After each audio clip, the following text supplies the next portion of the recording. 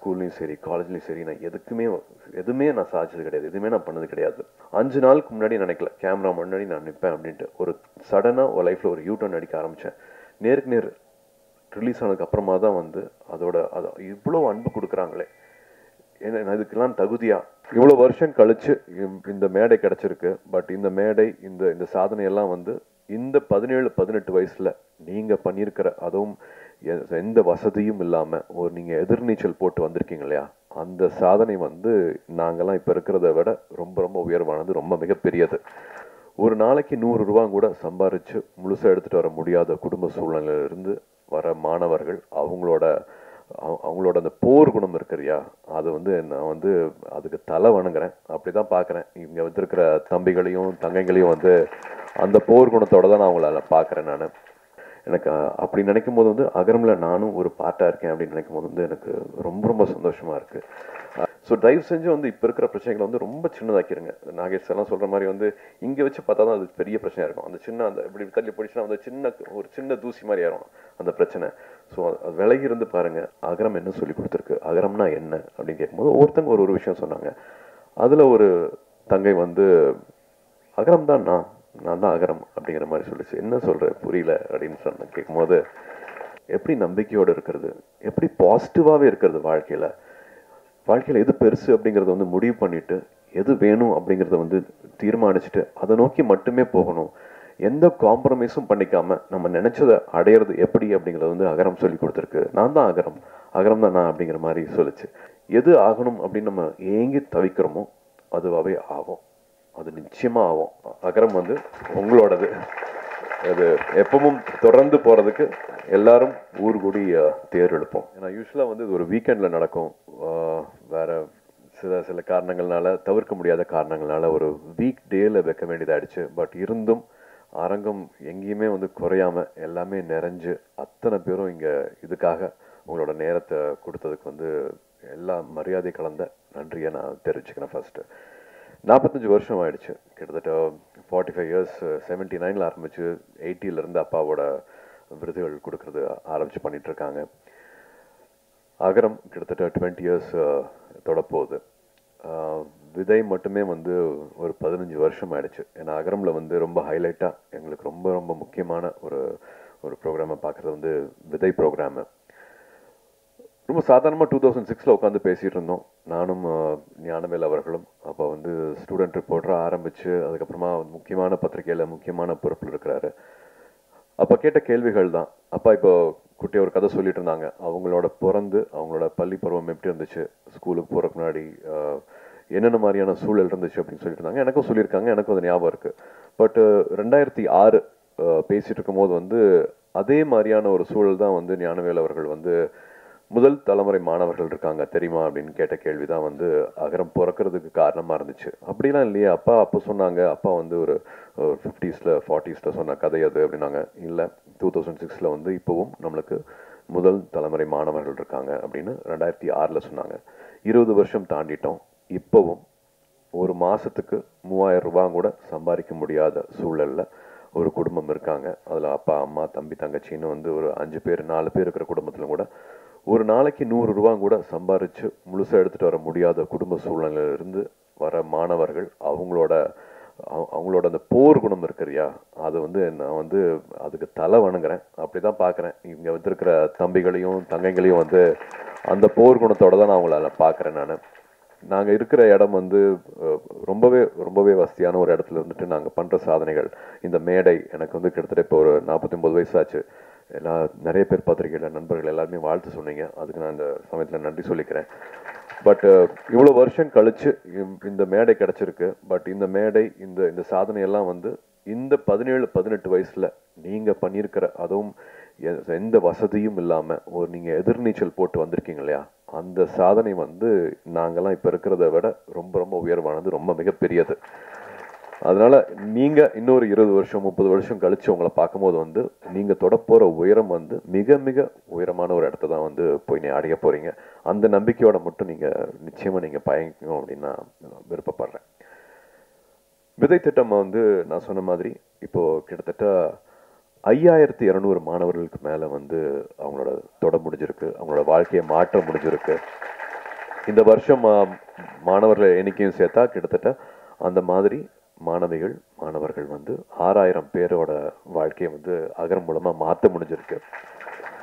இது அவங்களோட ஒவ்வொருத்தவங்களோட வாழ்க்கை முறை மட்டும் இல்லாமல் அவங்களோட குடும்ப சூழல் ஆகட்டும், அவங்க எங்கேருந்து வராங்களோ அந்த கிராமங்கள் ஆகட்டும், அவங்களுக்கெல்லாம் வந்து ஒரு வழிகாட்டியாக இருந்திருக்காங்க. ஸோ அது வந்து ஒரு ரிப்பிள் எஃபெக்ட் மாதிரி ஒருத்தவங்களுக்கு வழிகாட்டுறது வந்து அவங்க குடும்பத்தில் இருக்கிற தம்பி தங்கைகளாகட்டும், அவங்க வீட்டில் இருக்கிறவங்களாகட்டும், தெருவில் இருக்கிறவங்களாகட்டும், அவங்க கிராமத்தில் இருக்கிறவங்களாகட்டும், எல்லாருக்குமே வந்து ஒரு அவேர்னஸ் கிடைக்குது, ஒரு விழிப்புணர்வு கிடைக்குது. இதுக்கப்புறமா இது பண்ணலாமா, இதுக்கப்புறமா இங்கே போகலாமா, இவங்க இருக்காங்களா, இவங்ககிட்ட கேட்கலாமா, இவங்க நம்மளுக்கு வழிகாட்டுவாங்களா, மெட்ராஸில் ஒரு அண்ணா இருக்காங்க, ஒரு அக்கா இருக்காங்களா அப்படிங்கிற மாதிரி ஒரு ரிப்பிள் எஃபெக்ட் மாதிரி தான் வந்து இந்த 20 வருஷம் வந்து ரொம்ப அழகாக கடந்திருக்கு அப்படின்னு சொல்லுவேன். இது வந்து அகரம் இருக்கவங்கனால மட்டும் கிடையாது. இந்த ஒரு நல்லுள்ளம் வந்து அத்தனை பேர்கிட்ட வந்திருக்குது. உங்களுக்கே தெரியும், விதை திட்டம் வந்து முதல் தலைமுறை மாணவர்கள் அரசு பள்ளியில் படிச்சுட்டு வரவங்க, அவங்களுக்கு வந்து ஒரு ஒரு தலைமை ஆசிரியர் வந்து ஒரு ஒரு லெட்டர் மாதிரி கொடுப்பாங்க. 8ஆவதுலேருந்து 10ஆவது 12ஆவது வரைக்கும் நான் உங்களை பார்த்துருக்கேன், இது தகுதியான மாணவர் மாணவி அப்படிங்கிற மாதிரி லெட்டர் கொடுப்பாங்க. ஒரு 10,000 கிட்டத்தில் லெட்டர் வரும். பட் அதுலேருந்து நாங்கள் ஒரு 1500 எடுத்து அப்புறமா அது வந்து ஒரு 700 500 மாதிரி மாறும். ஸோ இந்த ப்ராசஸ்க்கு வந்து ஹெல்ப் பண்ணுறது வந்து அத்தனை பேர், அப்பா அம்மா ஆசிரியர், அந்த ஊருக்கு வழிகாட்டுறவங்க, தடையுமே இருக்காது, ஒரு அட்ரஸ் இருக்காது, வழித்தடம் இருக்காது.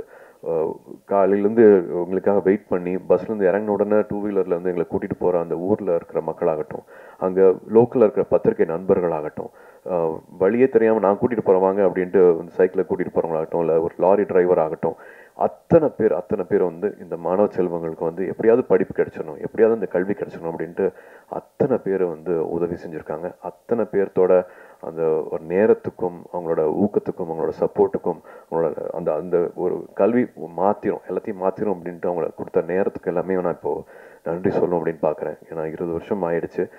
அதில் இன்னும் ரொம்ப முக்கியமானது வந்து 350 காலேஜஸ்க்கு மேலே எங்களுக்கு வந்து ஹெல்ப் பண்ணியிருக்காங்க, யூனிவர்சிட்டிஸ் வந்து ஹெல்ப் பண்ணியிருக்காங்க. அதில் வந்து தொடர்ச்சியாக வந்து 350ல் எல்லார் பேரையும் என்னால் இப்போ சொல்ல முடியல. பட் எல்லாத்தையும் ஒவ்வொருத்தரையும் வந்து நன்றியோடு பார்க்குறோம். அகரத்தில் இருக்கிற அத்தனை பேரும் அவங்க எல்லாத்தையும் வந்து நன்றியோடு பார்க்குறோம். பட் தொடர்ச்சியாக கிட்டத்தட்ட ஒரு 40 காலேஜஸ்க்கு மேலே வந்து ஹெல்ப் பண்ணியிருக்காங்க. அவங்களோட பேர் மட்டும் சொல்லணும், படிக்கணும்னு ஆசைப்பட்றேன். அதுக்கு மட்டும் எனக்கு ஒரு நிமிஷம் கொடுக்கணும். அறுபடை வீடு institute of technology Chennai, Agni engineering college Chennai, Alpha arts and science college Chennai, Apollo arts and science college Chennai, Apollo hospitals Chennai, Aravind eye hospitals Chennai, ABC polytechnic college Mayiladuthurai, Bharath university Chennai, builders engineering college Erode, Dhaanish Ahmed college of engineering Chennai, DOT school of design Chennai, doctor MGR university Chennai, Excel college of engineering Erode, Einstein Group of Institute, Tirunelveli, Hindustan Group of Institutes, Coimbatore, JPR Mamalan Group, Chennai, Kaveri Hospitals, Chennai, KG Hospitals of Pharmacy and Research Institute, Viluppuram, Kumaraguru College of Liberal Arts and Kumaraguru College of Technology, Coimbatore, MAM Group of Institutions, Trichy, Michael Job College of Arts and Science College for Women, Coimbatore, Dr. MGR Janaki Arts and Science Women's College, Chennai, Nanda Arts and Science College, Erode, Pavai Engineering College, Namakkal,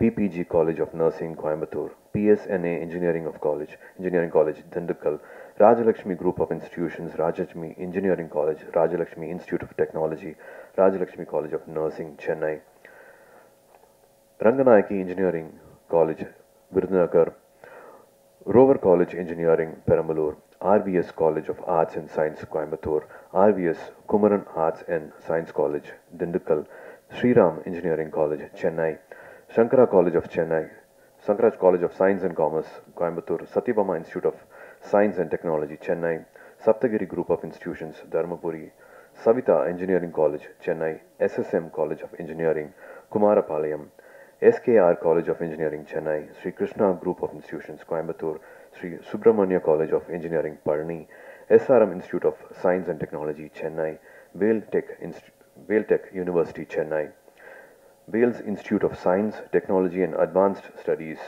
Chennai, Venkateshwara Hospitals, Chennai, Valliammal College for Women, Anna Nagar, Chennai, Vikram Group of College, Sivagangai, VIT University, Vellore, and Zoho University, Chennai. இன்னும் அத்தனை பேர் இருக்கிறாங்க.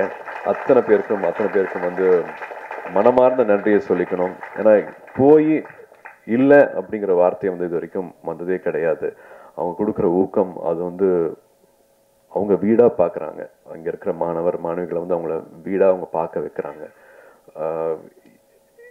அதான் ஒன்றா நினைக்கிறதுன்னு ஒன்று இருக்கு இல்லையா? இத்தனை வருஷம் ஆனாலும் வந்து எதுக்கோ பண்ணுறோம் ஏனோ பண்ணுறோம் அப்படிங்கிற மாதிரி இல்லாமல், நம்மளும் கேட்குற கூச்சமாக இருக்கிற மாதிரி இல்லாமல், இங்கே இருக்கிற மாணவர்கள் மாணவிகள் வந்து ஒரு டிபார்ட்மெண்ட்லேயும் அந்தந்த ஹெச்ஓடி கிட்ட இருந்து பேர் வாங்கியிருக்காங்க. அவுட்ஸ்டாண்டிங் ஸ்டூடெண்ட்ஸா, பெஸ்ட் ஸ்டூடெண்ட்ஸா, பொட்டன்ஷியல் ஸ்டூடெண்ட்ஸா, இவங்க மறுபடியும் வருஷம் அந்த பேர் வாங்குறதுனால நாங்களும் கூச்சமே இல்லாமல் எந்த கதை வேணாலும் எங்கே வேணாலும் போய் வந்து எங்களால் தட்ட முடியுது. இது வந்து விதையில் வந்து ரொம்ப முக்கியமான ஒரு அழகான சாதனை நான் சொல்லுவேன். அதே மாதிரி வந்து முன்னாள் மாணவர்கள், இப்போ முன்னாடி பேசின மாதிரி அலுமினிஸ் ஒரு கிட்டத்தட்ட 3400 பேர் வந்து அகரம் முன்னாள் மாணவர்கள் தான் கிட்டத்தட்ட இப்போ அகரம் முன்னெடுத்துட்டு போகிறது.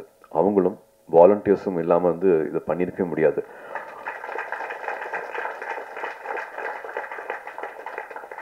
அத்தனை புது விஷயங்களும் இது வந்து இது வேண்டாம் இது பண்ணலாம் அப்படின்ட்டு அகரம் புதுப்பிக்கிறது வந்து அகரம் முன்னாள் மாணவர்கள் அலுமினைஸும் வந்து தன்னாளவர்களும். அவங்களோட இன்னும் ஸ்பெஷல் ப்ராஜெக்ட்னு பார்த்தா வந்து தை அப்படின்னு சொல்லுவேன், வழிகாட்டிகள்னு சொல்லுவேன். ஜவாது மலையில் வந்து மலைப்பகுதிகளில் இப்போ நீங்கள் பேசுகிற மாதிரி கேட்ட மாதிரி வந்து அங்கே இருக்கிற மலைப்பகுதிகளில் கிட்டத்தட்ட ஒரு 100 ஸ்கூலில் வந்து ஃபெலோஷிப்பில் வந்து அங்கே டீச்சர்ஸாகவே ஜாயின் பண்ணியிருக்கிறாங்க.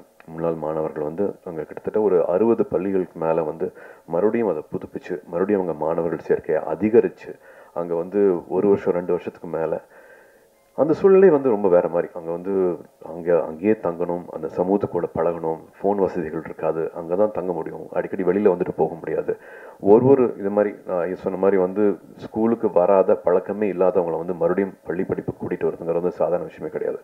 அவங்களெல்லாம் கூப்பிட்டு கேட்டிருக்கோம், என்ன எப்படி இதை பண்ணுறீங்க, அகரம் என்ன சொல்லி கொடுத்துருக்கு, அகரம்னா என்ன அப்படின்னு கேட்கும்போது ஒவ்வொருத்தங்க ஒரு விஷயம் சொன்னாங்க.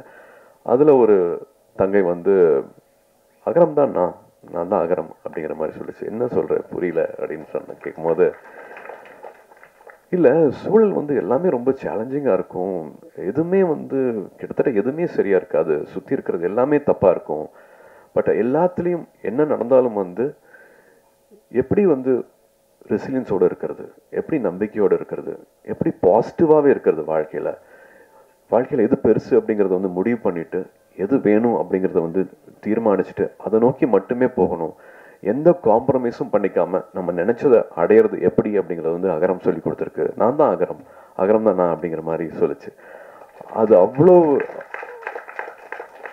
ஒவ்வொரு மாணவிக்கும் ஒவ்வொரு மாணவனுக்கும் அகரம் இருக்கிற அத்தனை பேருக்கும் வந்து அது ஒரு எடுத்துக்காட்டு மாதிரி இருந்துச்சு அவங்க சொன்ன அந்த வார்த்தை.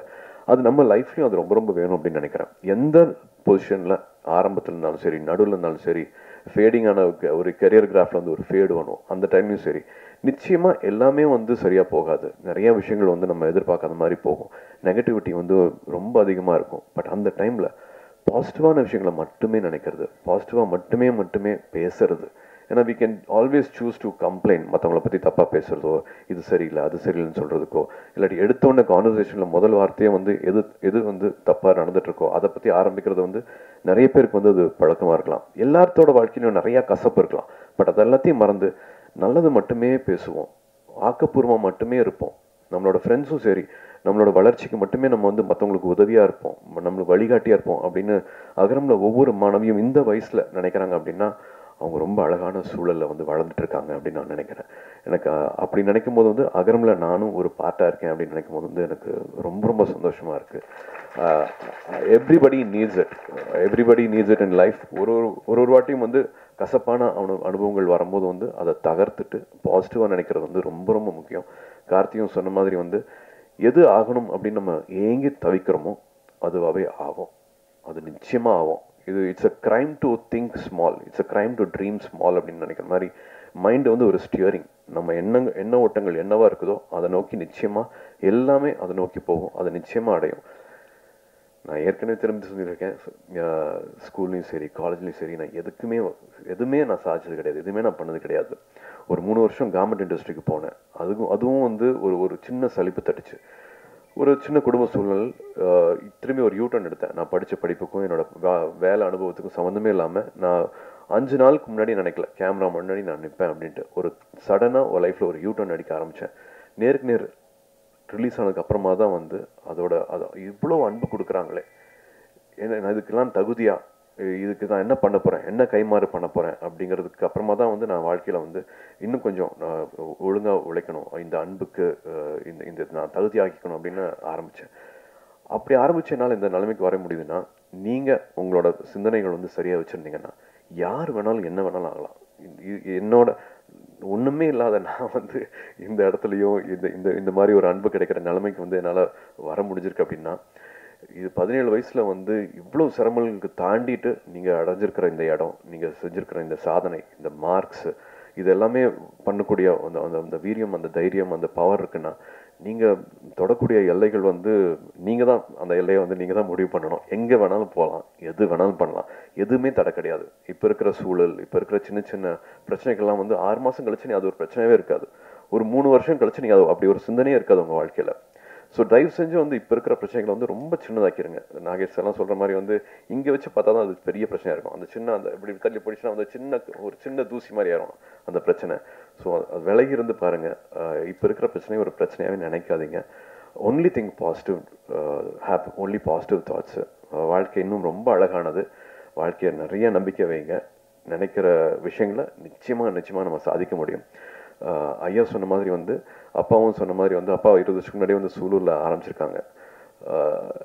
ஸ்கூல் மேனேஜ்மெண்ட் கமிட்டி, எஸ்எம்சின்னு சொல்கிற பள்ளி மேலாண்மை குழு வந்து ரொம்ப ரொம்ப முக்கியமான அழகான மாற்றங்களை கொண்டுட்டு வந்துட்டு இருக்கு. 2 வருஷமும் அந்த மாற்றங்களை பார்த்துட்டு இருக்கோம். அதுக்கும் வந்து இங்கே இருக்கிற மாணவர்களுக்கு நான் நன்றி சொல்லிக்கிறேன். அந்த தன்னார்வல் குழுவுக்கும் வந்து நான் நன்றி சொல்லிக்கிறேன். ஏன்னா இவங்களோட அந்த இணை மூலமாக தான் வந்து பெரிய பெரிய மாற்றங்கள் நடந்துட்டு வந்துட்டு இருக்குது. ஒவ்வொருத்தரும் பள்ளியில் திரும்பி நம்மளோட நேரத்தை செலவழிக்கிறது ரொம்ப முக்கியமான ஒரு விஷயமா இருக்குது. ஸ்கூலுக்கு மறுபடியும் வந்து கிராமங்களில் இருக்கிற படித்து வந்திருந்தோம்னா அந்த ஸ்கூலில் நம்மளை மறுபடியும் நினச்சிக்கிறது ரொம்ப முக்கியமாக இருக்குது. அங்கே இருக்கிற பெற்றோர்கள் அந்த பள்ளியோட நடவடிக்கையிலும் சரி, தயவு செஞ்சு ஒரு உறுப்பினராக இருங்க. பெரிய மாற்றங்கள் வந்து 2 வருஷமாக பார்த்துட்டு இருக்கிற நம்பிக்கையில் சொல்கிறேன். கல்விங்கிறது வந்து ஒரு ஆயுதம், கல்விங்கிறது ஒரு கேடயம். நம்ம இப்போ பார்த்த மாதிரி இவ்வளவு சேஞ்சஸ் பார்த்துட்டு இருக்கிற மாதிரி, மணிப்பூர்ந்து வந்துக்கிற தங்கை சொல்கிற மாதிரி நம்ம ரொம்ப கொடுத்து வச்ச வாழ்க்கையை நம்ம இங்கே வாழ்ந்துட்டுருக்குறோம். கல்வி வந்து எல்லாருக்குமே கிடைக்கணும். அப்போ பேசுகிற மாதிரி இல்லாமல் இப்போவும் முதல் தலைமுறை மாணவர்கள் இருக்காங்க. இது சேரிட்டி கிடையாது, இது வந்து ரெஸ்பான்சிபிலிட்டி, இது நம்மளோட பொறுப்பு. அகரம் வந்து உங்களோடது. அது எப்பவும் தொடர்ந்து போகிறதுக்கு எல்லாரும் ஊர் கூடி தேர் எடுப்போம். எல்லாருக்கும் ரொம்ப ரொம்ப நன்றி. இந்த நேரம் கொடுத்ததுக்கு ரொம்ப ரொம்ப நன்றி. வணக்கம்.